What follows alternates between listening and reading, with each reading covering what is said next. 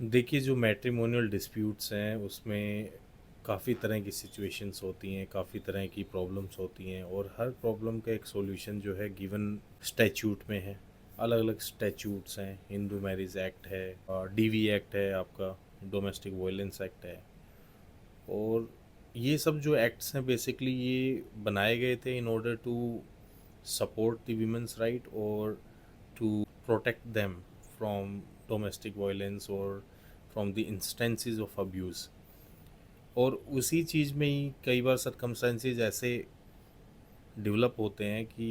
Death हो जाती है, और डेथ जो कोज होती है उसमें कई बार रिलेटिव्स भी इन्वॉल्व होते हैं, कई बार प्रोवोकेशन होती है व्हेन समबडी प्रोवोक्स और फिर वो स्टेप लेता है। तो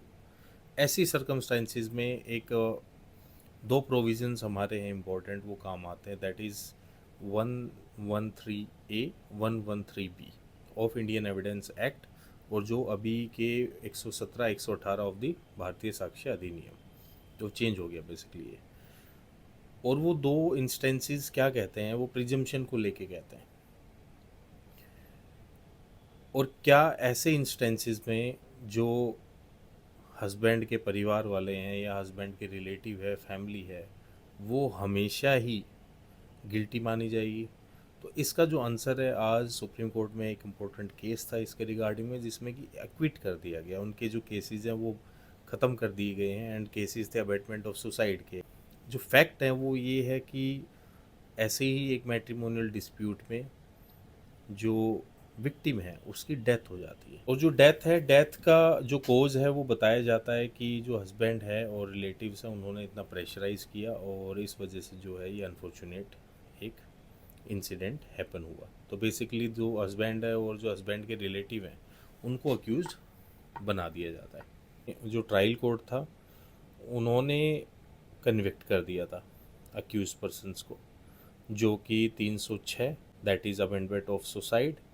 and 498A that is husband और relative of husbands of a women subjecting her to cruelty. तो ये दो जो सेक्शंस थे इसके अंदर में जो है कन्विक्ट कर दिया गया। तो अपील होते होते ये अपील सुप्रीम कोर्ट में आई। तो सुप्रीम कोर्ट ने बेसिकली आज काफ़ी इम्पोर्टेंट ऑब्जर्वेशन दी, और ऑब्जर्वेशन के दौरान में जो सबसे पहले हमें बात सीखनी है वो दो चीज़ों का पता होना चाहिए कि there is a presumption in law when such incident happens. भाई जब भी ऐसा कोई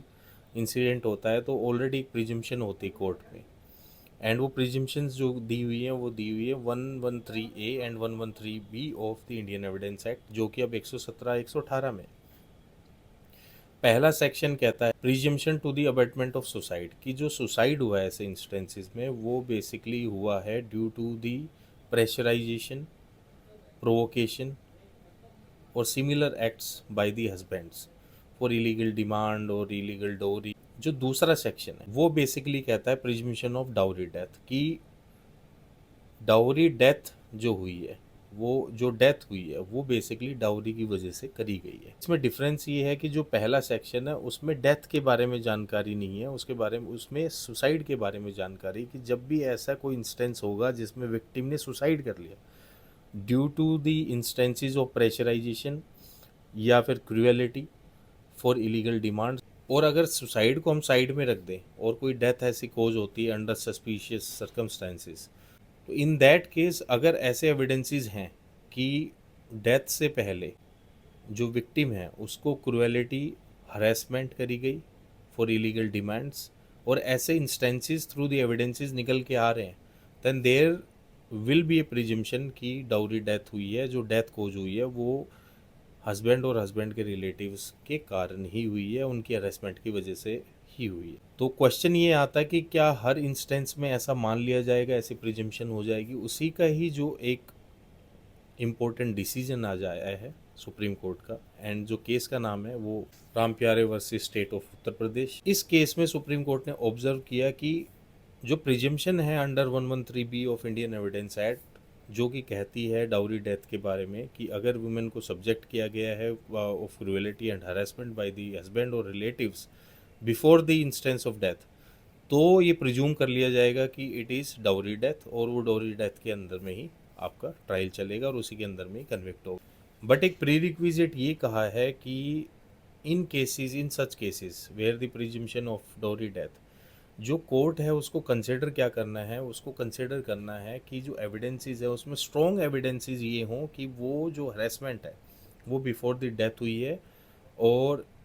क्रूएलिटी बिफोर द डेथ हुई है। इसके कोजेंट रीजंस होने चाहिए। देखो, दो टाइप के एविडेंसेस होते हैं, सर्कमस्टेंशियल एंड डायरेक्ट एविडेंस। तो इसमें बेसिकली ये कहा गया है, देखो सर्कमस्टेंसेस भी अगर इन्फर कर रहे हैं कि ऐसा हुआ है, या फिर डायरेक्ट एविडेंस इन्फर कर रहा है कि ऐसा हुआ है, क्रूएलिटी हुई है, there must be some complaints, there must be independent witnesses, there must be marks,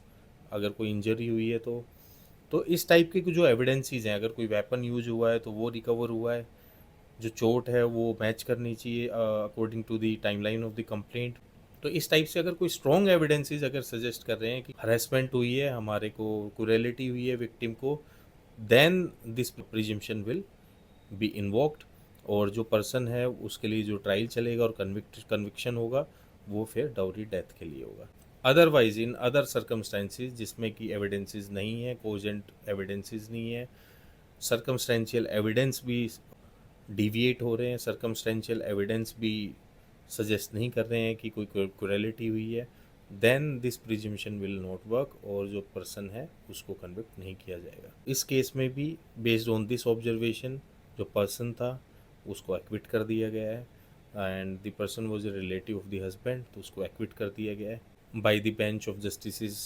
J B Pardiwala and R Madhavan.